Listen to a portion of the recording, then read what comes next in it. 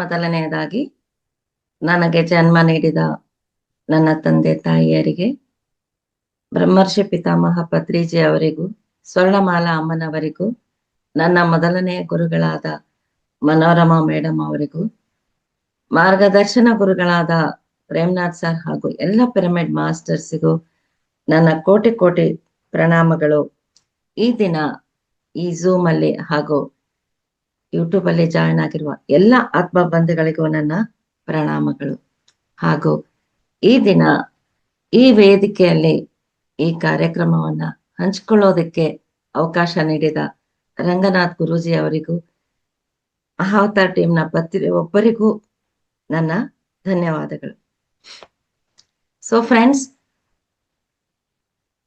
ನಿನ್ನೆ ದಿನ ಈ ಸುಪ್ತ ಪ್ರಜ್ಞಾ ಮನಸ್ಸನ್ನ ಕ್ಷಮೆಗೆ ಯಾವ ರೀತಿ ಉಪಯೋಗಿಸ್ಕೋಬೇಕು ಅಂತ ನಾವು ನೋಡಿದ್ವಿ. ಈ ದಿನ ಸುಪ್ತ ಪ್ರಜ್ಞಾ ಮನಸ್ಸನ್ನ ಉಪಯೋಗಿಸ್ಕೊಂಡು ಎಷ್ಟು ಖುಷಿಯಾಗಿರ್ಬೋದು, ಯಾವಾಗ್ಲೂ ಸಂತೋಷವಾಗಿರ್ಬೋದು, ಹೇಗೆ ಅನ್ನೋದನ್ನ ನಾವು ತಿಳ್ಕೊಳ್ಳೋಣ. ನೋಡಿ, ಸಂತೋಷ ಅನ್ನೋದು, ಖುಷಿ ಅನ್ನೋದು ಯಾರಿಗೆ ಬೇಕಿಲ್ಲ? ಪ್ರತಿಯೊಬ್ಬರಿಗೂ ಬೇಕಾಗಿದೆ. ಆದ್ರೆ ಈ ಖುಷಿಯನ್ನ ಹೆಚ್ಚಾಗಿ ಎಲ್ರು ಯಾವಾಗ ಅನುಭವಿಸ್ತಾ ಇದ್ದಾರೆ?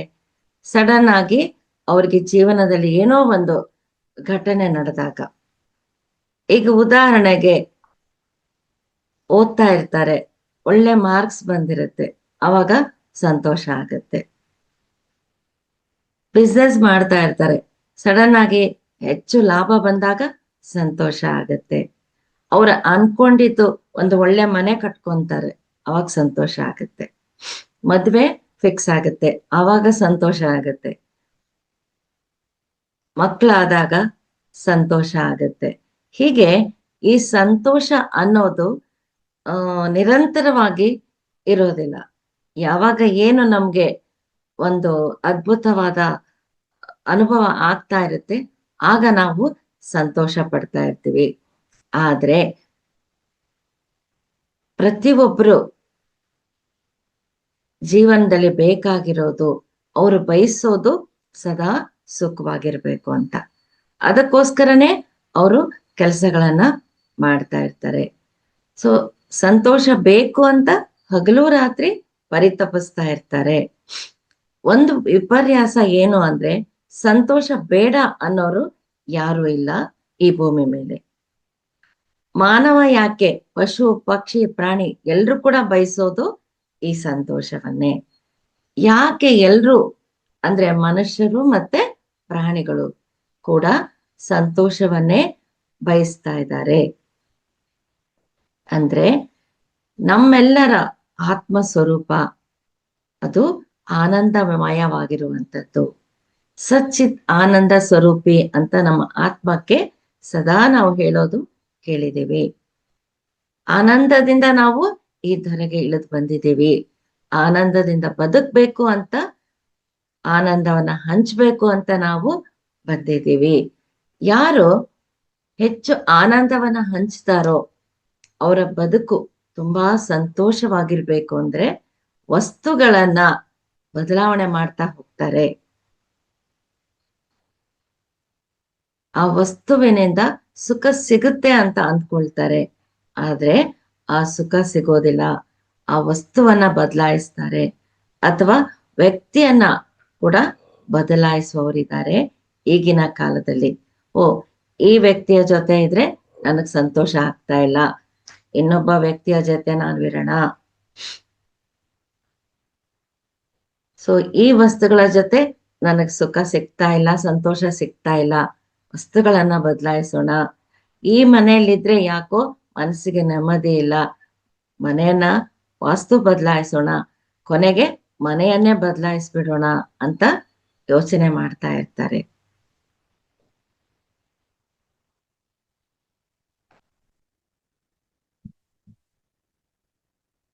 ವಸ್ತುವನ್ನಾಗ್ಲಿ ವ್ಯಕ್ತಿಯನ್ನಾಗ್ಲಿ ಬದಲಾಯಿಸೋದ್ರಿಂದ ನಮ್ಗೆ ಸಂತೋಷ ಸಿಗೋದಿಲ್ಲ.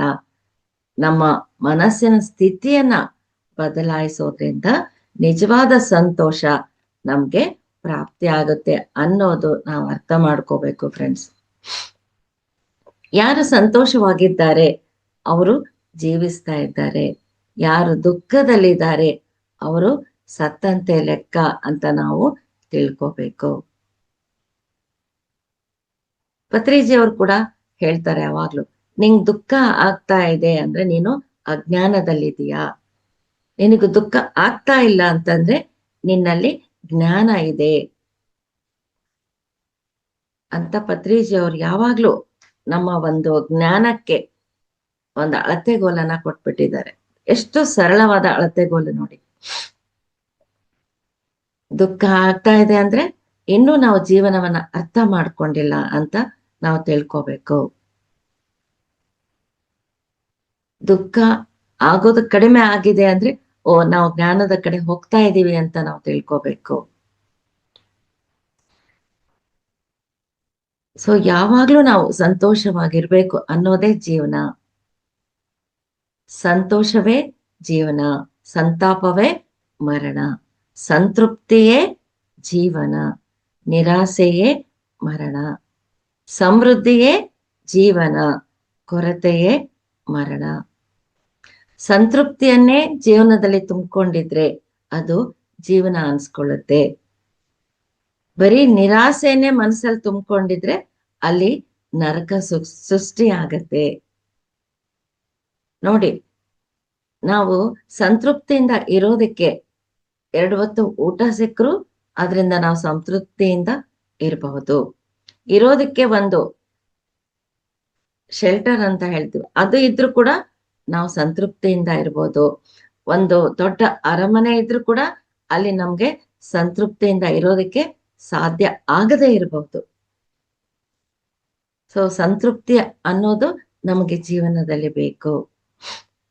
ಹಾಗಾಗಿ ಸಂತೃಪ್ತಿಯೇ ಸ್ವರ್ಗ, ನಿರಾಸೆಯೇ ನರಕ, ಸಮೃದ್ಧಿಯೇ ಜೀವನ, ಕೊರತೆಯನ್ನ ಎಣಿಸೋದೇ ಅದೊಂದು ಮರಣ ಅಂತ ಹಿರಿಯರು ಹೇಳ್ತಾರೆ.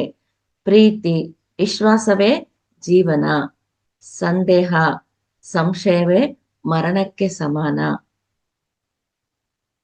ಹೇಗೆ ಒಂದು ಮಂಗ ಒಂದು ಕೊಂಬೆಯಿಂದ ಇನ್ನೊಂದು ಕೊಂಬೆಗೆ ಹಾರ್ತಾ ಇರುತ್ತೋ ಹಾಗೆ ಮನುಷ್ಯ ಕೂಡ ಸಂತೋಷಕ್ಕೋಸ್ಕರ ಬೇರೆ ಬೇರೆ ವಿಧಾನಗಳನ್ನ ಆಯ್ಕೆ ಮಾಡ್ಕೊಳ್ತಾ ಇದ್ದಾನೆ. ಮನುಷ್ಯ ಸಂತೋಷವನ್ನ ಯಾಕೆ ಹುಡ್ಕೊಂಡು ಹೋಗ್ತಾ ಇದ್ದಾನೆ ಅಂದ್ರೆ ಆಧ್ಯಾತ್ಮಿಕತೆಯ ಕೊರತೆಯಿಂದ.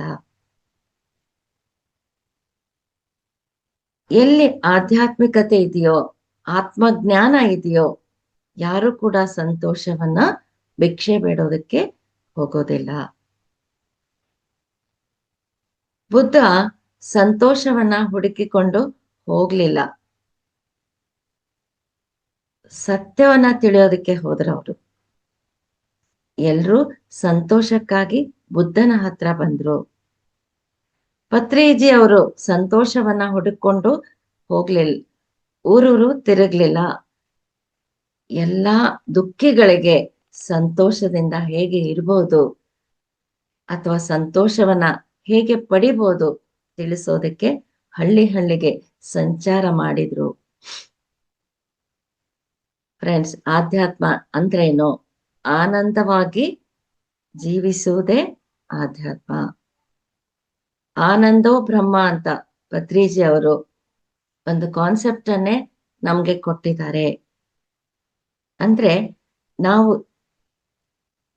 ಹುಟ್ಟಿ ತಿಳ್ಕೋಬೇಕಾಗಿರೋದೇ ಹೇಗೆ ಆನಂದವಾಗಿರ್ಬೇಕು ಅನ್ನೋದೇ. ಎಲ್ಲಾ ಶಾಸ್ತ್ರಗಳ ಇರುವ ತರ ಆನಂದ ಶಾಸ್ತ್ರನೂ ನಾವು ತಿಳ್ಕೋಬೇಕು ಅಂತ ಪತ್ರಿಜಿ ಅವರೇ ಹೇಳ್ತಾ ಇದ್ರು. ಆದ್ರೆ ಬಹಳಷ್ಟು ಜನ ಹೇಳ್ತಾರೆ, ಗುರುಗಳೇ ನಾನು ಎಷ್ಟು ಧ್ಯಾನ ಮಾಡಿದ್ರು ಆನಂದದಿಂದ ಇರೋದಕ್ಕೆ ಸಾಧ್ಯ ಆಗ್ತಾ ಇಲ್ಲ ಅಂತ. ಆಧ್ಯಾತ್ಮ ಅಂದ್ರೆ ಇದ್ದದ್ದನ್ನು ಇದ್ದ ಹಾಗೆ ಸ್ವೀಕರಿಸೋದು. ಆದ್ರೆ ನಾವೇನ್ ಮಾಡ್ತಾ ಇದೀವಿ, ನಮ್ಮ ಒಳಗಿನ ಅನೇಕ ವಿಷಯಗಳನ್ನ ಅದರಲ್ಲಿ ಸೇರಿಸ್ತಾ ಇದ್ದೀವಿ. ಈಗ ಆಧ್ಯಾತ್ಮ ಕೇವಲ ಆಧ್ಯಾತ್ಮವಾಗಿ ಉಳಿದಿಲ್ಲ, ಅದು ಧರ್ಮವಾಗಿ, ಜಾತಿಯಾಗಿ, ಕುಲವಾಗಿ, ಮತವಾಗಿ, ಪಂಗಡವಾಗಿ ಪರಿವರ್ತನೆಯನ್ನ ಹೊಂದುತ್ತಾ ಅನೇಕ ವಿಧಾನಗಳನ್ನ ಅದು ಹೊಂದಿತು. ಆದ್ರಿಂದ ಈಗಿನ ಸಮಾಜದಲ್ಲಿ ಆಧ್ಯಾತ್ಮ ಎಂದ್ರೆ ಒಂದು ಸಂಶಯದಿಂದ ನೋಡುವ ಪರಿಕಲ್ಪನೆ ಕೂಡ ಬಂದ್ಬಿಟ್ಟಿದೆ. ಆಧ್ಯಾತ್ಮ ಅಂದರೆ ಇದ್ದದ್ದನ್ನು ಇದ್ದಂತೆ ನೋಡುವುದು, ಬಂದದ್ದನ್ನು ಬಂದಂತೆ ಸ್ವೀಕರಿಸೋದು. ಆಧ್ಯಾತ್ಮ ಅಂದರೆ ಇದ್ದದ್ದನ್ನು ಇದ್ದ ಹಾಗೆ ನೋಡುವುದು, ಬಂದದ್ದನ್ನು ಬಂದಂತೆ ಸ್ವೀಕರಿಸೋದು. ಪ್ರತಿ ಹಂತದಲ್ಲೂ ಕೂಡ, ಪ್ರತಿ ವಿಷಯದಲ್ಲೂ ಕೂಡ ನಮ್ಗೆ ಆಯ್ಕೆಗಳಿವೆ. ನೋಡಿ, ಹೇಳ್ತಾರೆ world is full of choices ಅಂತ. ಈ ಜಗತ್ತು ಹಲವಾರು ಆಯ್ಕೆಗಳಿಂದ ಕೂಡಿದೆ. ಪ್ರತಿ ಹಂತದಲ್ಲೂ ಆಯ್ಕೆಗಳಿವೆ, ಪ್ರತಿ ವಿಷಯದಲ್ಲೂ ಆಯ್ಕೆಗಳಿವೆ. ಆದ್ರೆ ಆಯ್ಕೆ ಯಾರ್ದು? ಅದು ನಮ್ಮದೇ. ನಮ್ಗೆ ಆಯ್ಕೆ ಮಾಡ್ಕೊಳ್ಳೋದಕ್ಕೆ ಸ್ವಾತಂತ್ರ್ಯ ಇದೆ. ಸರಿಯಾದದ್ದನ್ನೇ ಆಯ್ಕೆ ಮಾಡ್ಕೋಬೇಕು. ಸಂತೋಷಕ್ಕಾಗಿ ನಾವು ಏನನ್ನೋ ಮಾಡ್ತಾ ಇದ್ದೀವಿ, ಆದ್ರೆ ಸರಿಯಾದ ಆಯ್ಕೆ ಮಾಡಿಕೊಳ್ದೇ ಇದ್ರೆ ನಮ್ಗೆ ಸಿಗೋದು ದುಃಖವೇ. ನೋಡಿ ಫ್ರೆಂಡ್ಸ್, ಎಷ್ಟೋ ಜನ ಹೇಳ್ತಾ ಇರ್ತಾರೆ, ನಾನ್ ಸಂತೋಷವಾಗಿರ್ಬೇಕು, ಅದಕ್ಕೆ ದುಡ್ಡು ಗಳಿಸ್ತೀನಿ. ನಾನು ಸಂತೋಷವಾಗಿರ್ಬೇಕು, ಅದಕ್ಕೆ ಕೆಲಸ ಮಾಡ್ತಾ ಇದ್ದೀನಿ ಅಂತ. ಸ್ನೇಹಿತರೆ, ಸಂತೋಷಕ್ಕೋಸ್ಕರ ಕೆಲಸ ಮಾಡಬಾರದು. ಮಾಡುವ ಕೆಲಸ ಸಂತೋಷದಿಂದ ಮಾಡಬೇಕು. ಸಂತೋಷದಿಂದ ಮಾಡಿದಾಗ ಆತ್ಮತೃಪ್ತಿ ಅನ್ನುವಂಥದ್ದು ನಮ್ಗೆ ಸಿಗುತ್ತೆ. ನೋಡಿ ಎಷ್ಟು ಚೆನ್ನಾಗಿ ನಮ್ಗೆ ತಿಳಿಸಿದ್ದಾರೆ. ಸಂತೋಷಕ್ಕೋಸ್ಕರ ನಾವು ಕೆಲಸ ಮಾಡಬಾರ್ದು, ಸಂತೋಷದಿಂದ ನಾವು ಕೆಲಸ ಮಾಡ್ಬೇಕು. ಉದಾಹರಣೆಗೆ, ಒಬ್ಬ ವಿದ್ಯಾರ್ಥಿ ರಿಸಲ್ಟ್ ಬರುತ್ತೆ, ಬೋರ್ಡ್ ನೋಡಿ ಅವನಿಗೆ ಫಸ್ಟ್ ರ್ಯಾಂಕ್ ಅಥವಾ ಸೆಕೆಂಡ್ ರ್ಯಾಂಕ್ ಬಂದದ್ದು ನೋಡಿ ಖುಷಿ ಪಡ್ತಾನೆ. ಆದ್ರೆ ಆ ಸಂತೋಷ ಒಂದು ದಿನ ಇರುತ್ತೆ, ಒಂದು ತಿಂಗಳಿರುತ್ತೆ. ಅದೇ ವಿದ್ಯಾರ್ಥಿ ಪ್ರತಿ ದಿನ ಓದುವಾಗ ಸಂತೋಷದಿಂದ ಆ ವಿದ್ಯಾಭ್ಯಾಸವನ್ನ ಅಭ್ಯಾಸ ಮಾಡಿದ್ರೆ ಪ್ರತಿ ಕ್ಷಣ ಅವನು ಸಂತೋಷದಿಂದ ಇರಬಹುದು. ಬಹಳಷ್ಟು ಜನ ಹೇಳ್ತಾರೆ, ಸಂತೋಷದಿಂದ ಇರ್ಲಿಕ್ಕೆ ಜೀವನ ನಾವು ಅಂದುಕೊಂಡಂತೆ ನಡೆಯಬೇಕಿಲ್ಲ. ನಾನು ಹಾಗಂದುಕೊಂಡಿದ್ದೆ, ಹೀಗಂದುಕೊಂಡಿದ್ದೆ ಅಂತ ಹೇಳ್ತಾರೆ. ನಡೆದು ಹೋದದರ ಬಗ್ಗೆ ಚಿಂತಿಸಬೇಕಾಗಿಲ್ಲ. ಮುಂದೆ ಹೇಗೆ ನಡೆಯುತ್ತೆ ಅಂತ ಭಯ ಪಡಬೇಕಾಗಿಲ್ಲ. ಮುಂದೆ ನಡೀತಾ ಇರೋದನ್ನ ನಾವು ಸಾಕ್ಷಿ ಭಾವದಿಂದ ನೋಡೋದಕ್ಕೆ ಕಲಿಬೇಕು. ಅದು ಹೇಗಿದೆಯೋ ಹಾಗೆ ಸ್ವೀಕರಿಸ್ಬೇಕು. ನೋಡಿ, ಪತ್ರಿಜಿಯವರು ಹೇಳ್ತಾರೆ, ಪ್ರತಿ ಒಂದನ್ನು ಸಾಕ್ಷೀಭೂತವಾಗಿ ನೋಡಿ. ಅಂದ್ರೆ ಯಾವುದನ್ನು ನೀವು ಪರ್ಸನಲ್ ಆಗಿ ಸ್ವೀಕರಿಸಬೇಡಿ ಅಂತ ಯಾವಾಗ್ಲೂ ನಮ್ಮ ಗುರುಗಳು ಹೇಳ್ತಾ ಬಂದಿದ್ದಾರೆ. ಈಗ ನಂಬರ್ 1 ಶ್ರೀಮಂತರು ಯಾರು? Bill Gates. ಅವರಿಗೆ ನಿಮಗೆ ಈ ವಿಷಯ ಅಂದ್ರೆ ನೀವು ನಂಬರ್ 1 ಶ್ರೀಮಂತರು ಅಂತ ಈ ವಿಷಯ ನಿಮ್ಗೆ ಬಹಳ ಸಂತೋಷ ಕೊಟ್ಟಿರ್ಬೋದಲ್ವಾ ಅಂತ ಯಾರಾದ್ರೂ ಕೇಳಿದ್ರೆ, ಆಗ ಅವರು ಹೇಳಿದ್ರಂತೆ, ಇಲ್ಲ, ನಾನು ಈ ನಂಬರ್ 1 ಪದವಿಗೆ ಬರೋದಕ್ಕೆ ಮತ್ತೆ ಈ ಪದವಿಯನ್ನ ಉಳಿಸ್ಕೊಳ್ಳೋದಕ್ಕೆ ಯಾವ ದಾರಿಯಲ್ಲಿ ಇದೀನೋ ಅದು ಸಂತೋಷಕರವಾಗಿರ್ಲಿಲ್ಲ. ನೋಡಿ, ನಂಬರ್ 1 ಶ್ರೀಮಂತ ಆದ್ರೂ ಕೂಡ ಅವರಿಗೆ ಅದು ಸಂತೋಷ ಕೊಡ್ತಾ ಇಲ್ಲ. ಯಾಕೆಂದ್ರೆ ಅವ್ರು ಯಾವಾಗ್ಲೂ ಆ ಪದವಿಯನ್ನ ಉಳಿಸ್ಕೊಳ್ಳೋದಕ್ಕೆ ಆ ಮನ್ಸಲ್ಲಿ ನಾನೇನ್ ಮಾಡ್ಬೇಕು ಅಂತ ಆ ಯೋಚನೆಯಲ್ಲೇ ದಿನಗಳನ್ನ ಕಳೀತಾ ಇರ್ತಾರೆ. ಅಂದ್ರೆ ಸಂತೋಷ ಅನ್ನೋದು ಕಣ್ಣಿಗೆ ಕಾಣುವಂಥದ್ದಲ್ಲ. ಸಂತೋಷ ಅನ್ನೋದು ಒಂದು ವಸ್ತುವಿನಲ್ಲಿ ಇಲ್ಲ. ಅಂತಸ್ತು, ಅಧಿಕಾರದಲ್ಲಿ ಸಂತೋಷ ಇಲ್ಲ. ಸಂತೋಷ ಕೇವಲ ಭೋಗದಲ್ಲಿ ಇಲ್ಲ. ಸಂತೋಷ ಅನ್ನೋದು ನಮ್ಮ ಮನಸ್ಸಿನ ನಿಯಂತ್ರಣದಲ್ಲಿದೆ. ಸಂತೋಷ ಅನ್ನೋದು ಅಂತರಂಗದ ಅರಿವಿನಲ್ಲಿ ಇದೆ ಅಂತ ನಾವೆಲ್ಲರೂ ತಿಳ್ಕೋಬೇಕು. ಅದಕ್ಕೋಸ್ಕರ ನಾವ್ ಏನ್ ಮಾಡ್ಬೇಕು ಅಂದ್ರೆ ಸಮಾಧಾನದಿಂದ ನಮ್ಮ ಮನಸ್ಸನ್ನ ಪಳಗಿಸ್ಬೇಕು. ಬಹಳಷ್ಟು ಜನರಲ್ಲಿ ಸಿಟ್ಟು ತುಂಬಿಕೊಂಡಿರುತ್ತೆ. ಆದ್ರಿಂದ ಅವ್ರು ಹೇಳ್ತಾರೆ, ಸಿಟ್ಟು ನನ್ನ ವೈರಿ. ಆದ್ರೆ ಶಾಂತಿ ಪರರ ವೈರಿ. 1 ನಿಮಿಷದ ಸಿಟ್ಟು 60 ನಿಮಿಷದ ಸಂತೋಷವನ್ನ ಹಾಳು ಮಾಡುತ್ತೆ. ಈ ವಿಷಯ ನಮ್ಗೆಲ್ಲರಿಗೂ ಗೊತ್ತಿದೆ. ಆದರೂ 60 ನಿಮಿಷದ ಸಂತೋಷಕ್ಕೋಸ್ಕರ 1 ನಿಮಿಷದ ಸಿಟ್ಟನ್ನ ಬಿಡೋದಕ್ಕೆ ಆಗ್ತಾ ಇಲ್ಲ. ನೋಡಿ ಫ್ರೆಂಡ್ಸ್, ಈ ವಿಷಯ ಗೊತ್ತಿದ್ರು ದಿನವಿಡೀ ನಮ್ಮ ಬದುಕಿನಿಡೀ ಸಿಟ್ಟಿನಿಂದ ಜೀವಿಸಿದ್ರೆ ನಮ್ಮ ಬದುಕು ಹೇಗೆ ಸಂತೋಷಮಯವಾಗಿರುತ್ತೆ. ನಮಗೆ ಬೇಕಾಗಿರೋದು ಸಂತೋಷ. ಆದ್ರೆ ಮನಸ್ಸಿನಲ್ಲಿ ಬೇಡವಾದ ಗುಣಗಳನ್ನ ತುಂಬಿಕೊಂಡಿದ್ರೆ ನಾವು ಮಾಡುವ ಆಲೋಚನೆಗಳಿಂದಲೇ ಮಾಡುವಂತಹ ಕೆಲಸಗಳು ಹಾಗೂ ಆಡುವಂತಹ ಮಾತುಗಳಲ್ಲಿ ಬದಲಾವಣೆ ಆಗುತ್ತದೆ. ಖಂಡಿತವಾಗಿಯೂ ಕೂಡ ಬದಲಾವಣೆ ಆಗತ್ತೆ. ಉದಾಹರಣೆಗೆ ಒಬ್ಬ ಕಡು ಬಡವ ಕೂಲಿ ಕಾರ್ಮಿಕ ಅವನು. ಆದ್ರೆ ಅವನನ್ನ ಅವನ ಹೆಂಡತಿ ಮಕ್ಕಳು ಯಾರೂ ಇಷ್ಟಪಡ್ತಾ ಇರೋದಿಲ್ಲ. ಅಷ್ಟೇ ಯಾಕೆ, ಅವನ್ ಕೆಲಸ ಮಾಡುವ ಯಜಮಾನ, ಅವನ ಸಹಪಾಠಿಗಳು ಅವರು ಕೂಡ ಅವನನ್ನ ಇಷ್ಟಪಡ್ತಾ ಇರೋದಿಲ್ಲ. ಅವನಿಗೆ ಜೀವನ ಅಂದ್ರೆ ಬೇಸರ ದುಃಖ ಅನಿಸಿ, ಇನ್ನು ಈ ಜೀವನ ಸಾಕು, ಸಾವು ಒಂದೇ ನನಗೆ ಪರಿಹಾರ ಅಂತ ಸಾಯೋದಿಕ್ಕೆ ಅಂತ ಮನೆ ಬಿಟ್ಟು ಹೊರಟು ಹೋಗ್ತಾನೆ. ದಾರಿಯಲ್ಲಿ ಅವನಿಗೆ ಒಬ್ಬ ಯೋಗಿ ಸಿಗ್ತಾರೆ.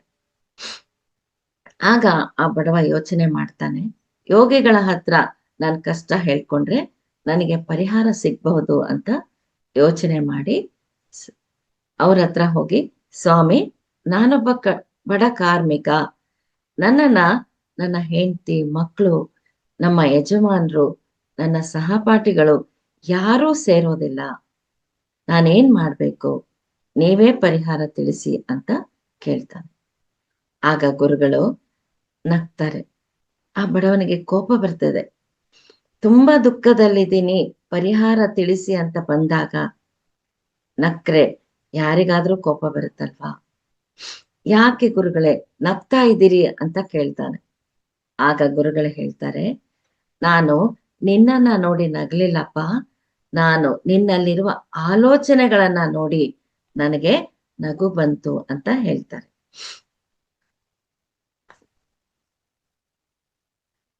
ಮತ್ತೆ ಹೇಳ್ತಾರೆ, ಈಗ ನಾನು ನಕ್ಕಾಗ ನನ್ನ ಬಗ್ಗೆ ಕೂಡ ನಿನ್ನಲ್ಲಿ ಒಂದು ದೂಷಣೆಯ ಆಲೋಚನೆಗಳು ಬಂದಿರಬಹುದಲ್ವಾ?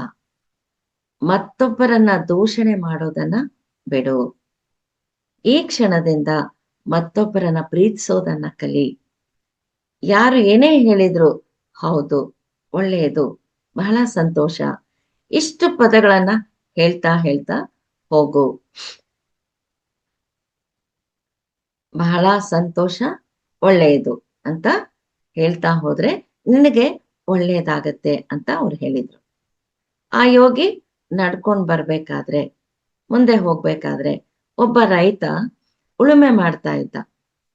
ಸೊ ಆ ಉಳುಮೆ ಮಾಡ್ಬೇಕಾದ್ರೆ ಅವನಿಗೆ ಒಂದು ಬಂಗಾರದ ಹಂಡೆ ಸಿಗುತ್ತೆ. ಅದನ್ನ ತೆಗಿತಾ ಇರುವಾಗ ಯೋಗಿ ದೂರದಿಂದ ಆ ರೈತನನ್ನ ನೋಡಿ ಬಹಳ ಸಂತೋಷ, ಒಳ್ಳೇದಾಯ್ತು ಅಂತ ಹೇಳ್ತಾನೆ. ಆ ರೈತ ಏನ್ ಅನ್ಕೊಳ್ತಾನೆ ಅಂದ್ರೆ, ನಾನು ಈ ಬಂಗಾರದ ಹಂಡೆ ತೆಗೆದಿದ್ದು ಆ ಯೋಗಿ ನೋಡಿರ್ಬೇಕು ಅಂದ್ಕೊಂಡು ಹತ್ರ ಬಂದು, ಈ ವಿಷಯ ಯಾರಿಗೂ ಹೇಳ್ಬೇಡ, ಇದ್ರಲ್ಲಿ ನಿನಗೂ ಅರ್ಧ ಭಾಗ ಕೊಡ್ತೀನಿ ಅಂತ ಹೇಳ್ತಾನೆ. ಆದ್ರಿಂದ ನಮ್ಮ ಮನಸ್ಸಿನಲ್ಲಿ ಮತ್ತೊಬ್ಬರ ಬಗ್ಗೆ ತಪ್ಪು ಕಲ್ಪನೆಗಳನ್ನ ಇಟ್ಕೋಬಾರ್ದು. ಆದ್ದರಿಂದ ಜಗತ್ತಿಗೆ ನಾವು ಏನು ಕೊಡೋದಕ್ಕೆ ಸಾಧ್ಯವಾಗದೇ ಇದ್ರು ಸಕಾರಾತ್ಮಕ ಆಲೋಚನೆಗಳನ್ನ ಕೊಡೋಣ, ನಕಾರಾತ್ಮಕತೆಯನ್ನ ಬಿಟ್ಟು ಬಿಡೋಣ. ಸೊ ನಾವು ಇಷ್ಟು ವರ್ಷಗಳಿಂದ ಪತ್ರಿಜಿ ಅವರನ್ನ ನೋಡ್ತಾ ಬಂದಿದ್ವಿ. ಅವರು ಎಂದೂ ಮತ್ತೊಬ್ಬರ ಬಗ್ಗೆ ನಕಾರಾತ್ಮಕವಾಗಿ ಮಾತನಾಡಿಲ್ಲ. ಅಷ್ಟೇ ಏಕೆ ತಮ್ಮ ಬಗ್ಗೆ ಕೂಡ ಅವರು ಎಂದೂ ನಕಾರಾತ್ಮಕವಾಗಿ ಮಾತನಾಡಿಲ್ಲ.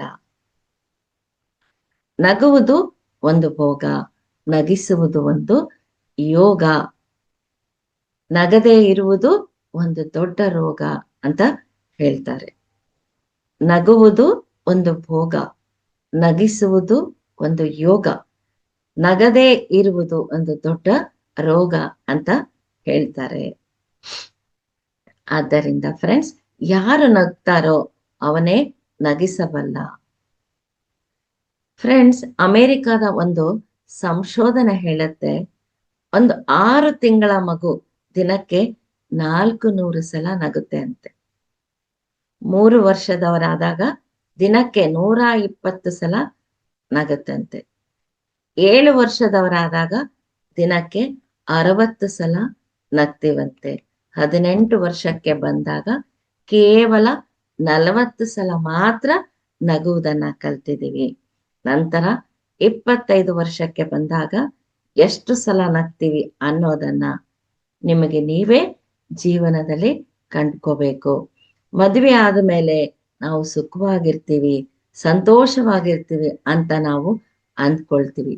ಆದ್ರೆ ಮದುವೆ ಆದ್ಮೇಲೆ ನಕ್ಕಿದ್ದಕ್ಕಿಂತ ಅತ್ತದ್ದೇ ಹೆಚ್ಚು. ನೋಡಿ, ಪ್ರಾಣೇಶ್ ಅವರು ಕೂಡ ಅವರ ಒಂದು ಸ್ಪೀಚ್ ಅಲ್ಲಿ ಒಂದು ವಿಷಯವನ್ನ ಹೇಳಿದ್ದಾರೆ. ಯಾಕೆ ಗಂಡಸರಿಗೆ ಹೃದಯ ರೋಗ ಹೆಚ್ಚಾಗಿ ಬರುತ್ತೆ ಅಂತ ಅವ್ರು ತಮಾಷೆಗೆ ಹೇಳಿದ್ರು, ನಿಜಾನೋ ನನಗೆ ಗೊತ್ತಿಲ್ಲ. ಹೆಣ್ಮಕ್ಳು ಯಾವಾಗ್ಲೂ ನಗ್ನಗ್ತಾ ಅಕ್ಕಪಕ್ಕದವ್ರ ಜೊತೆ ಮಾತಾಡ್ತಾ, ಕೆಲಸದವ್ರ ಜೊತೆ ಮಾತಾಡ್ತಾ ಅವರು ಹಾಯಾಗಿ ಇರ್ತಾರೆ. ಅದೇ ಗಂಡಸರು ಯಾವಾಗ್ಲೂ ಮುಖ ಊದಿಸ್ಕೊಂಡು ಕೂತ್ಕೊಂಡ್ಬಿಟ್ಟಿರ್ತಾರೆ, ನಗೋದೇ ಕಡಿಮೆ. ಅವರು ನಕ್ರೆ ಅದೇನೋ ಕಳ್ಕೊಂಡವ್ರ ತರ ಇರ್ತಾರೆ. ಆದ್ರಿಂದ ಅವರಿಗೆ ಹೃದಯ ಕಾಯಿಲೆಗಳು ಜಾಸ್ತಿ ಅಂತ ಪ್ರಾಣೇಶ್ ಅವರು ಅವರ ಒಂದು ಸ್ಪೀಚ್ ಅಲ್ಲಿ ಹೇಳ್ತಾ ಇರ್ತಾರೆ. ನೋಡಿ, ನಮ್ಗೆ ಚಿಕ್ಕವರಿದ್ದಾಗ, ಆದ್ರೆ ಮಗು ಇದ್ದಾಗ ಮೈ ಮೇಲೆ ಆಭರಣ ಇಲ್ಲ, ಒಳ್ಳೆ ಒಳ್ಳೆ ಬಟ್ಟೆಗಳಿಲ್ಲ, ಆದ್ರೂ ಕೂಡ ದಿನಕ್ಕೆ 400 ಸಲ ನಾವು ನಗ್ತಾ ಇರ್ತೀವಿ ಮಗು ಇದ್ದಾಗ. ದೊಡ್ಡವರ ಆಗ್ತಾ ಆಗ್ತಾ ನಮ್ಮ ಜೇಬಲ್ಲಿ ದುಡ್ಡಿದೆ, ಮೈ ಮೇಲೆ ಬಂಗಾರದ ಒಡವೆಗಳಿದಾವೆ, ವಜ್ರದ ಆಭರಣಗಳಿದಾವೆ, ಇರೋದಕ್ಕೆ ಅಲಿಶಾನ್ ಬಂಗ್ಲೆಗಳಿದಾವೆ, ಓಡಾಡೋದಕ್ಕೆ ಬೆಲೆ ಬಾಳೋ ಕಾರುಗಳಿದಾವೆ. ಆದ್ರೂ ಕೂಡ ನಾವು ನಗೋದನ್ನ ಮರ್ತು ಬಿಟ್ಟಿದೀವಿ. ನಗ್ಬೇಕು ಅಂತಲೇ ಲಾಫಿಂಗ್ ಕ್ಲಬ್ಗಳನ್ನ ತೆಗಿಬೇಕಾಗಿ ಬಂದಿದೆ. ಮನೆಯಲ್ಲಿ ನಗೋದಿಲ್ಲ, ಅಟ್ಲೀಸ್ಟ್ ಅಲ್ಲಿ ಆದ್ರೂ ಹೋಗಿ ನಕ್ಕು ಆ ನಗುವಿನ ಒಂದು ಉಪಯೋಗಗಳನ್ನ ತಗೋಬೇಕು ಅಂತ ಆ ಲಾಫಿಂಗ್ ಕ್ಲಬ್ಗೆ ಎಲ್ರು ಜಾಯ್ನ್ ಆಗ್ತಾರೆ. ಒಬ್ಬ ಹೆಸರಾಂತ ಪತ್ರಕರ್ತ ನಾರ್ಮನ್ ಹಸಿನ್ಸ್ ಅನ್ನೋನಿಗೆ ತೀವ್ರವಾದ ಕಾಯಿಲೆ ಬಂತು. ಡಾಕ್ಟರ್ ಹೇಳ್ತಾರೆ ಹೆಚ್ಚಂದ್ರೆ 6 ತಿಂಗಳು ಇವರು ಜೀವಂತವಾಗಿರ್ಬಹುದು ಅಂತ. ಮನೆಯಲ್ಲಿ ಹಾಯಾಗಿ ತಿಂದು ಉಂಡು ಅವ್ರು ಇರ್ಲಿ ಅಂತ ಹೇಳ್ಬಿಟ್ರು. ಅವನಿಗೆ ಸಿಕ್ಕಾಪಟ್ಟೆ ಮೈಯಲ್ಲಿ ನೋವು, ವಿಪರೀತ ಔಷಧಿಗಳ ಸೇವನೆಯಿಂದ ರಾತ್ರಿ ನಿದ್ದೆ ಬರ್ತಾ ಇರ್ಲಿಲ್ಲ. ಒಂದೇ ದಿನ ಟಿವಿ ನೋಡ್ಬೇಕಾದ್ರೆ ಒಂದು ಹಾಸ್ಯದ ಪ್ರಸಂಗ ಪ್ರಸಾರ ಆಗ್ತಾ ಇರುತ್ತೆ. ಅದನ್ನ ನೋಡಿ ಅವನು ಹೊಟ್ಟೆ ಹುಣ್ಣಾಗುವಂತೆ ನಗ್ತಾನೆ. ಆ ದಿನ ಅವನು 2 ಗಂಟೆಗಳ ಕಾಲ ನಿದ್ದೆ ಮಾಡ್ತಾನೆ. ಅವನು ಯೋಚನೆ ಮಾಡ್ದ, ಇವತ್ತು ನಾನು ನಿದ್ದೆ ಮಾಡೋದಕ್ಕೆ ಏನ್ ಕಾರಣ ಅಂತ. ಬೆಳಿಗ್ಗೆಯಿಂದ ಏನ್ ನಡೆದಿದ್ಯೋ ಅವನು ಅವಲೋಕನ ಮಾಡ್ಕೊಳ್ತಾ ಹೋದ. ಅವನಿಗೆ ಅರ್ಥ ಆಯ್ತು, ಓಹೋ, ಈ ದಿನ ನಾನು ಮನಸ್ಫೂರ್ತಿಯಾಗಿ ನಕ್ಕಿದ್ದೀನಿ, ನಾನು ನಗೋದ್ರಿಂದ ನಿದ್ದೆ ಮಾಡಬಹುದು ಅಂತ ತಿಳ್ಕೊಂಡು ಪೂರ್ತಿ ದಿನ ನಗು ಬರುವಂತಹ ದೃಶ್ಯಗಳನ್ನ ಟಿವಿಯಲ್ಲಿ ನೋಡ್ತಾ ಇದ್ರು. 6 ತಿಂಗಳು ಮಾತ್ರ ಜೀವಿಸಿರ್ತೀಯ ಅಂತ ಹೇಳಿದ ವ್ಯಕ್ತಿ 20 ವರ್ಷಗಳ ಕಾಲ ಜೀವಿಸಿದ್ರು. ಬರೀ ಜೀವಿಸ್ಲಿಲ್ಲ, ತಾನು ನಗ್ತಾ ಎಲ್ಲರನ್ನೂ ನಗಿಸ್ತಾ ಜೀವನ ಮಾಡಿದ್ರು. ಒಟ್ಟಿನಲ್ಲಿ ನಮ್ಮ ಜೀವನದ ಗುರಿ ಏನು ಅಂತಂದ್ರೆ ಸದಾ ನಾವು ನಗ್ತಾ ಇರ್ಬೇಕು. ಆ ನಗುವನ್ನ ಎಲ್ಲರ ಜೀವನದಲ್ಲಿ ಬರುವಂತೆ ನಾವು ಮಾಡ್ಬೇಕು. ಹೇಳ್ತಾರಲ್ವಾ, ಯೂನಿವರ್ಸ್ ಅಲ್ಲ, ನಾವು ಏನನ್ನ ಕೊಡ್ತೀವೋ ಅದು ನಮ್ಗೆ ಸಿಗುತ್ತೆ ಅಂತ. ಇನ್ನೊಬ್ಬರ ಜೀವನದಲ್ಲಿ ಸಂತೋಷವನ್ನ ತಂದು ಕೊಟ್ರೆ ನಾವು ಜೀವನದಲ್ಲಿ ಸಂತೋಷವಾಗಿರ್ಬೋದು. ಇನ್ನೊಬ್ಬರನ್ನ ನಾವು ನಗಿಸ್ತಾ ಇದ್ರೆ ನಮ್ಮ ಜೀವನದಲ್ಲಿ ಕೂಡ ನಾವು ನಗ್ತಾ ನಗ್ತಾ ಇರಬಹುದು. ಹಾಗೆ ನಮ್ಗೆ ಇನ್ನೊಬ್ಬರ ಪ್ರಸಂಗ ಕೂಡ ನಾವು ತಿಳ್ಕೋಬಹುದು. ಅಲೆಕ್ಸಾಂಡರ್ ನಮ್ಗೆಲ್ಲ ಗೊತ್ತಿದೆ, ಅವನು ಚಕ್ರವರ್ತಿ ಆಗ್ಬೇಕು, ಸೊ ಎಲ್ಲರ ಮೇಲೆ ನಾನೇ ಚಕ್ರವರ್ತಿ ಆಗಿರ್ಬೇಕು ಅಂತ ಪ್ರಪಂಚದ ಎಲ್ಲಾ ಕಡೆ ಅವನ ದಂಡೆತ್ತಿ ಹೋಗ್ತಾ ಇರ್ತಾನೆ. ಅಲ್ಲಿಯ ರಾಜರನ್ನ ಸೋಲಿಸ್ತಾ ಇರ್ತಾನೆ. ಅಲ್ಲಿಯ ಹಣವನ್ನ ಎಲ್ಲವನ್ನ ದೋಚ್ಕೊಂಡು ಹೋಗ್ತಾ ಇರ್ತಾನೆ. ಅದೇ ರೀತಿ ಅವನು ಕೂಡ ಭಾರತಕ್ಕೆ ದಂಡೆತ್ತಿ ಬಂದ. ಅವನು ಎಲ್ಲೇ ಹೋದ್ರು ಕೂಡ ಎಲ್ಲ ಯುದ್ಧ ಮುಗಿದ ಮೇಲೆ ಅಲ್ಲಿನ ವಿಶೇಷ ಏನು ಅಂತ ಕೇಳೋದು ಅವನ ಪರಿಪಾಠ ಇರುತ್ತೆ. ಅದೇ ರೀತಿ ಒಂದು ಸ್ಥಳಕ್ಕೆ ಬಂದಾಗ ಯುದ್ಧ ಮುಗಿದ್ಮೇಲೆ ಅವನ ಸೈನಿಕರಿಗೆ ಹೋಗಿ ಇಲ್ಲಿ ಏನು ವಿಶೇಷ ನೋಡ್ಕೊಂಡ್ ಬನ್ನಿ ಅಂತ ಕಳಿಸ್ತಾನೆ. ಆ ಸೈನಿಕರು ಹೋಗಿ ಮತ್ತೆ ವಾಪಸ್ ಬರ್ತಾರೆ. ಮಹಾರಾಜ, ಇಲ್ಲಿ ವಿಶೇಷ ಏನು ಅಂತಂದ್ರೆ ಒಬ್ಬ ವ್ಯಕ್ತಿ, ಅವನ ಹೆಸರು ಡಯೋಜಿನಸ್. ಅವನು ಒಂದು ಮರದ ಕೆಳಗಡೆ ಕುಳಿತುಕೊಂಡಿದ್ದಾನೆ. ಅವನ ಸುತ್ತಲೂ ಜನ ಕೂತ್ಕೊಂಡು ಏನೇನೋ ಚರ್ಚೆ ಮಾಡ್ತಾ ಇದ್ದಾರೆ. ಅವನ ಮುಖದಲ್ಲಿ ಎಷ್ಟೊಂದು ಪ್ರಶಾಂತತೆ ಇದೆ ಅಂತ ಹೇಳಿದ್ರು. ಹಾಗಾದ್ರೆ ಅವನನ್ನ ಕರ್ಕೊಂಡ್ ಬನ್ನಿ ಅಂತ ಹೇಳ್ದ. ಯಾಕೆಂದ್ರೆ ಅವನಿಗೆ ಶಾಂತಿ ಅನ್ನೋದೇ ಮನಸ್ಸಲ್ಲಿ ಇರೋದಿಲ್ಲ, ತೃಪ್ತಿ ಅನ್ನೋದೇ ಅವನ ಜೀವನದಲ್ಲಿ ಇರೋದಿಲ್ಲ. ಸೊ ಒಂದು ಮರದಗಳ ಕೆಳಗಡೆ ಕೂತ್ಕೊಂಡ್ ವ್ಯಕ್ತಿ ಅಷ್ಟೊಂದು ಸಂತೃಪ್ತಿ ಅವನಿಗೆ ಹೇಗ್ ಸಿಕ್ತು ತಿಳ್ಕೊಬೇಕು ನಾನು ಅಂತ ಅವನನ್ನ ಕರ್ಕೊಂಡ್ ಬಾ ಅಂತ ಹೇಳ್ದ. ಅವ್ರು ಹೋಗಿ ಮತ್ತೆ ವಾಪಸ್ ಬರ್ತಾರೆ. ಇಲ್ಲ ಗುರುಗಳೇ, ಮಹಾರಾಜ, ಅವ್ರು ಬರೋದಿಲ್ಲ ಅಂತೆ, ನೀವೇ ಅವ್ರ ಹತ್ರ ಹೋಗ್ಬೇಕು ಅಂತ ಹೇಳ್ತಾರೆ. ಸರಿ ಅಂದ್ಬಿಟ್ಟು ಅಲೆಕ್ಸಾಂಡರ್ ಆ ಡಯೋಜಿನಸ್ ಇರುವ ಸ್ಥಳಕ್ಕೆ ಹೋಗ್ತಾನೆ. ನಿಜವಾಗಿ ಆ ಸೈನಿಕರು ಹೇಳಿದ ಹಾಗೆ ಅವನ ಮುಖದಲ್ಲಿ ಒಂದು ರೀತಿಯ ಪ್ರಶಾಂತತೆ, ಆ ಒಂದು ಕಾಂತಿ ಅವನಿಗೆ ಆಶ್ಚರ್ಯ ಆಗುತ್ತೆ.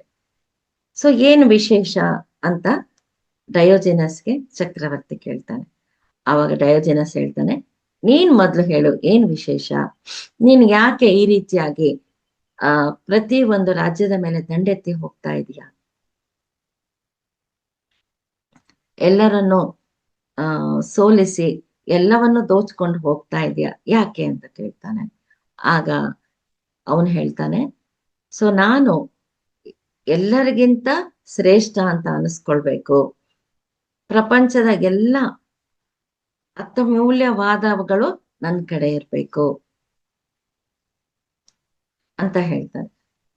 ಆಮೇಲೆ ಅಂತ ಡಯೋಜಿನಸ್ ಕೇಳಿದಾಗ, ಆಮೇಲೆ ಏನು, ಆಮೇಲೆ ನಾನು ಸಂತೋಷವಾಗಿ ಇರಬಹುದು ಅಂತ ಹೇಳ್ತಾನೆ. ಆಗ ಡಯೋಜಿನಸ್ ಹೇಳ್ತಾರೆ, ನೀನು ಎಷ್ಟೋ ಜನರನ್ನ ಸಾಯಿಸಿದ ಮೇಲೆ, ಎಷ್ಟೋ ಜನರಿಗೆ ನೋವು ಕೊಟ್ಟ ಮೇಲೆ, ಎಷ್ಟೋ ಜನರನ್ನ ದೋಚ್ಕೊಂಡ ಮೇಲೆ ನೀನು ಏನು ಸಂತೋಷವಾಗಿರ್ಬೇಕು ಅಂತ ಅನ್ಕೊಂಡಿದ್ಯಲ್ಲ, ಆ ಸಂತೋಷ ಅದು ಯಾವುದೂ ಇಲ್ಲದೆ ನನ್ನ ಹತ್ರ ಇದೆ ಅಂತ ಹೇಳ್ತಾರೆ. ಆಗ ಅವನಿಗೆ ಅರ್ಥ ಆಯ್ತು, ಇವರಲ್ಲಿ ಏನೋ ಒಂದು ವಿಶೇಷತೆ ಇದೆ ಅಂತ ತಿಳ್ಕೊಂಡು ಅವನು ಹೊರಟೋಗ್ಬಿಡ್ತಾನೆ. ಸೊ ಅಷ್ಟು ಜನರ ನೋವು, ಸಾವಿನ ಒಂದು ಅವನ ಕಾರಣ ಆಗಿರೋದ್ರಿಂದ ದಿನೇ ದಿನೇ ಅವನು ಒಂದು ವಿಚಿತ್ರವಾದ ಕಾಯಿಲೆ ಬಂದು ಅವನು ಸಾಯುವ ಸ್ಥಿತಿಗೆ ಬರ್ತಾನೆ. ಸಾಯ್ಬೇಕಾದ್ರೆ ಅವನು ಒಂದು ಪತ್ರದಲ್ಲಿ ಏನನ್ನ ಒಂದು ಬರೆದು ಸತ್ ಹೋಗ್ಬಿಡ್ತಾನೆ. ಸೊ ಆ ಪತ್ರದಲ್ಲಿ ಏನ್ ಬರ್ದಿದ್ರು ಅಂತಂದ್ರೆ, ನಾನ್ ಸತ್ತ ಮೇಲೆ ಅವ್ರ ಶವಪೆಟ್ಟಿಗೆ ಇರುತ್ತಲ್ಲ, ಆ ಶವಪೆಟ್ಟಿಗೆಗೆ ಎರಡೂ ಕಡೆ, ಅಂದ್ರೆ ನನ್ನ ತಲೆ ಕಿಂತ ಸ್ವಲ್ಪ ಕೆಳಗೆ ಎರಡೂ ಕಡೆ ದೊಡ್ಡ ದೊಡ್ಡ ತೂತುಗಳನ್ನ ಮಾಡಿ ನನ್ನ ಎರಡೂ ಕೈಗಳನ್ನ ಈ ರೀತಿಯಾಗಿ ನೀವು ಹೊರಗಡೆ ಇಡ್ಬೇಕು, ಜನರಿಗೆ ಕಾಣಿಸ್ಬೇಕು.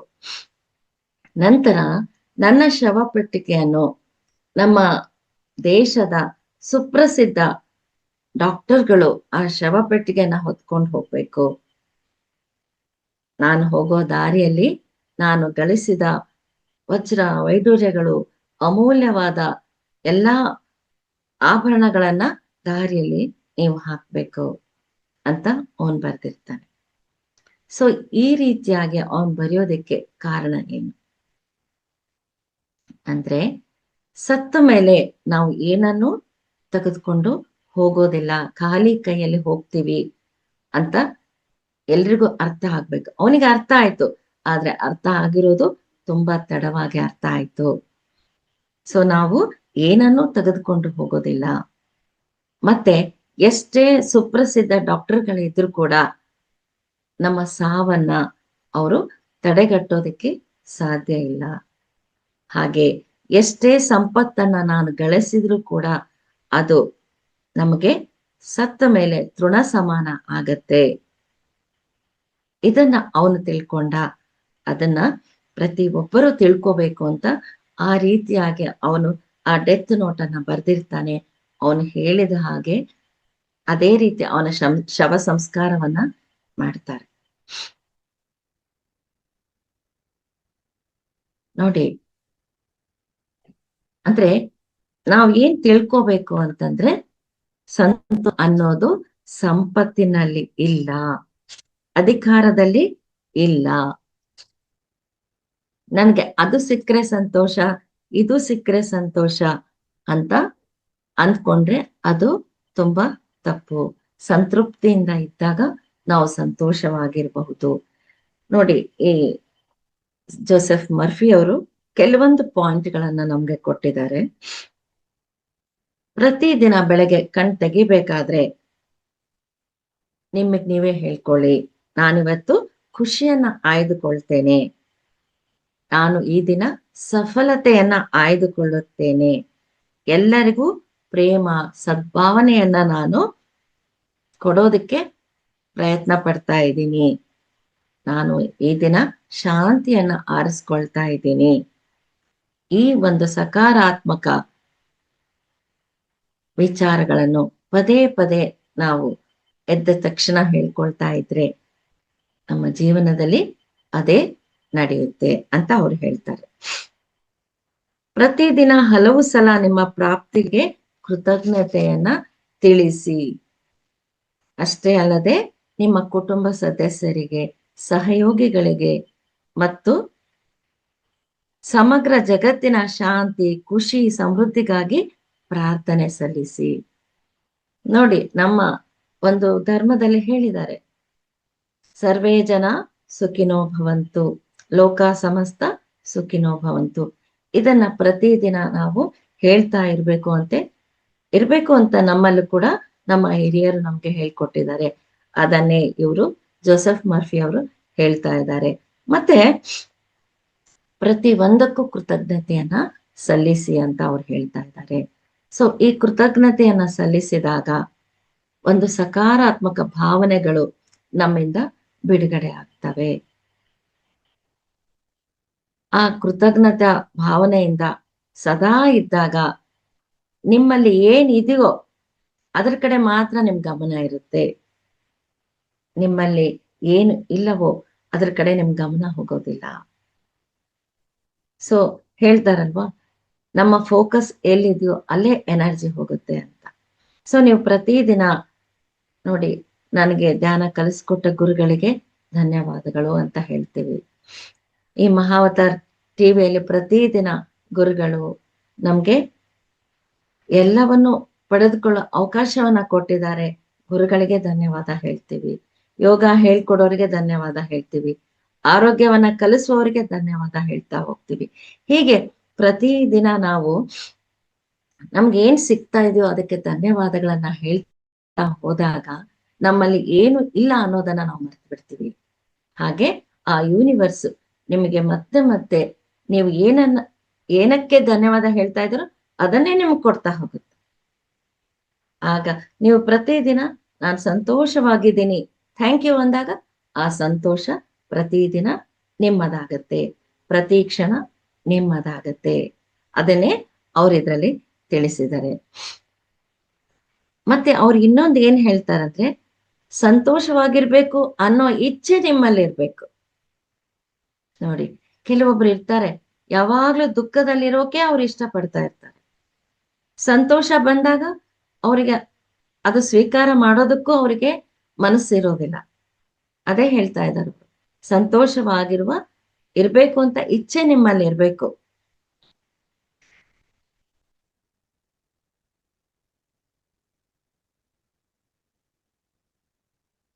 ಆಗ ಮಾತ್ರ ನಿಮಗೆ ಆ ಸಂತೋಷ ನಿಮ್ಮ ಹತ್ರ ಬರುತ್ತೆ ಅಂತ ಅವ್ರು ಹೇಳ್ತಾ ಇದ್ದಾರೆ. ಸೊ ಆದ್ರಿಂದ ಸಂತೋಷ, ಖುಷಿ ಅನ್ನೋದು ಹಣದಲ್ಲಿಲ್ಲ, ಅಧಿಕಾರದಲ್ಲಿಲ್ಲ, ಶ್ರೀಮಂತಿಕೆಯಲ್ಲಿಲ್ಲ. ಯಾವಾಗ್ಲೂ ಈ ಒಂದು ಮೆಟೀರಿಯಲ್ ವಸ್ತುಗಳಲ್ಲಿ ಸಂತೋಷ ಇಲ್ಲ. ಆದ್ರಿಂದ ನಮ್ಮ ಪತ್ರಿಜಿಯವರು ನಾವು ಸದಾ ಸಂತೋಷವಾಗಿರ್ಬೇಕು ಅಂದ್ರೆ ಏನು ಮಾಡ್ಬೇಕು ಅಂತಂದ್ರೆ, ನಿಮ್ಮ ಮನಸ್ಸನ್ನ ಶೂನ್ಯ ಮಾಡಿ ನಿಮ್ಮ ಆತ್ಮದ ಜೊತೆ ನೀವು ಅನುಸಂಧಾನವಾಗಿ ಅಂತ ಹೇಳಿ ಸುಲಭವಾದ ಒಂದು ಆನಾಪಾನಸತಿ ಧ್ಯಾನವನ್ನ ನಮ್ಗೆ ಕೊಟ್ಟು ಹೋಗಿದ್ದಾರೆ.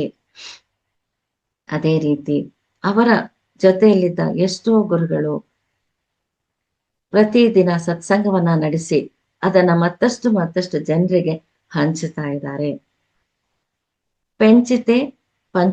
ಪಂಚಿತೆ ಪೆಂಚುತುಂದಿ ಅಂತ ತೆಲುಗಲ್ಲಿ ಒಂದು ಗಾದೆ ಮಾತು ಹೇಳಿದ್ದಾರೆ. ಅಂದ್ರೆ ನೀವು ಹಂಚಿದಷ್ಟು ಅದು ಹೆಚ್ಚಾಗುತ್ತೆ. ನೀವು ಸಂತೋಷವನ್ನ ಹಂಚ್ತಾ ಹೋಗಿ, ಎಲ್ರೂ ಚೆನ್ನಾಗಿರ್ಲಿ ಅಂತ ನೀವು ಬಯಸ್ತಾ ಹೋಗಿ, ಆ ಸಂತೋಷ 2ರಷ್ಟಾಗಿ, 4ಆಗಿ, 10 ಪಟ್ಟಾಗಿ ನಮ್ಮ ಜೀವನದಲ್ಲಿ ಬರುತ್ತೆ ಅಂತ ನಾನು ಹೇಳೋದಕ್ಕೆ ಇಷ್ಟಪಡ್ತೀನಿ. ಓಕೆ ಫ್ರೆಂಡ್ಸ್, ಈ ದಿನ ಈ ಸುಪ್ತ ಪ್ರಜ್ಞಾ ಮನಸ್ಸು ಮತ್ತು ಸಂತೋಷ ಈ ಎರಡನ್ನು ಯಾವ ರೀತಿ ನಾವು ಉಪಯೋಗಿಸ್ಕೋಬೇಕು ಅನ್ನೋದನ್ನ ತಿಳ್ಕೊಂಡ್ವಿ. ನಾಳೆ ಕೊನೆಯ ದಿನ, ಅಂದ್ರೆ ನನ್ನದು ಕೊನೆಯ ದಿನ, ಮತ್ತೊಂದು ವಿಷಯದ ಜೊತೆಗೆ ನಿಮ್ಮ ಹತ್ರ ನಾನು ನಾಳೆ ಬರ್ತೀನಿ. ಸೊ ಈ ಒಂದು ವಿಷಯವನ್ನ ಹೇಳೋದಕ್ಕೆ ಅವಕಾಶ ಮಾಡಿಕೊಟ್ಟ ರಂಗನಾಥ್ ಗುರುಗಳಿಗೂ, ಮಹಾವತಾರ್ ಟಿವಿಯ ಪ್ರತಿ ಒಬ್ಬ ಸದಸ್ಯರಿಗೂ ಹಾಗೂ ಈ ಝೂಮ್ ಸೆಷನ್ ನಲ್ಲಿ ಪ್ರಸ್ತುತ ಇರುವ ಎಲ್ಲ ಆತ್ಮ ಬಂಧುಗಳಿಗೂ ಧನ್ಯವಾದಗಳು. Thank you.